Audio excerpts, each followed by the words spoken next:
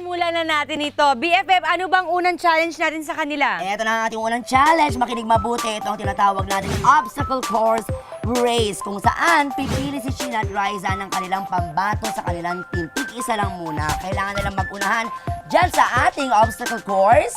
At ang unang makabalik ang siyang tatanggap ng 1 point para sa ating first. Well, wag natin patagalin. Riza, sino ang pagbato ng team mo?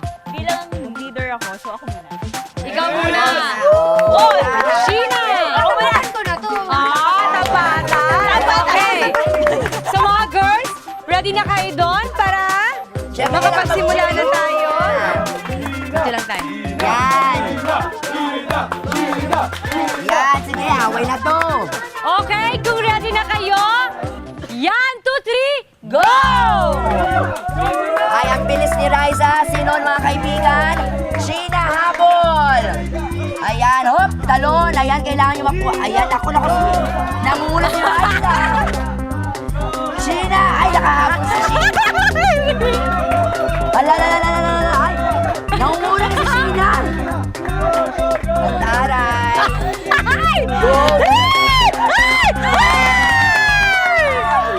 Okay. It's a tie! Parehas na parehas ang pagbagsak. 1 point each. Stary ng mga babaeng to, parang lalaki. Eto na, BFF. Mukhang pahirap ang gagawin nila. Eto na ang ating second challenge. Ano bang gagawin nila? Naku, ang medyo buwis buhay na tatawagin nating tawid lubid. Ayan. Ang mapipili ni Sheena at ni Riza na team member ay magpapanahon lang na makatawid at makabalik sa pamamagitan ng lubid na yan. Ang una makabalik, makakatanggap ng 1 point agad-agad. Oh. Riza and Sheena, sino ang pambato nyo sa tawid lubid na gagawin natin? Ayan. Dave. Sheena. Sheena. Si Prince daw. Dave and Prince, mag-cheer naman daw kayo. Prince! Oh, majulog ka dyan, Sheena. Prince and Dave, ready na ba kayo? Ready na. Yan, 2, 3, go! Ayan na! Ay!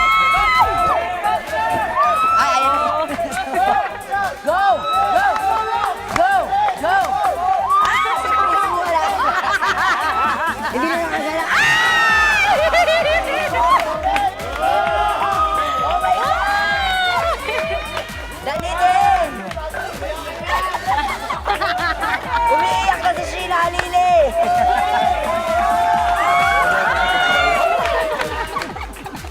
Umiiyak! Ay! Oh, kaya mo yan! Sige! Balik! Balik, dali! Nauna si Dave! Tama yung strategy mo! Yan! Ipitin mo yung balik ba? Ipitin!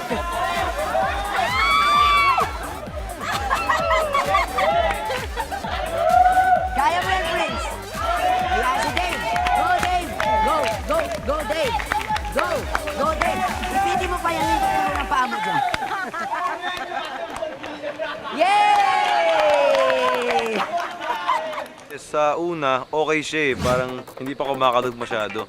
Pero pagka bandang gitna na pala, sobrang kalog na niya. Tapos hindi ko in-expect na gano'n. Kaya muntik pa ako maalaglag. Buti na lang may biceps ako. So, kinaya na ng upper body strength.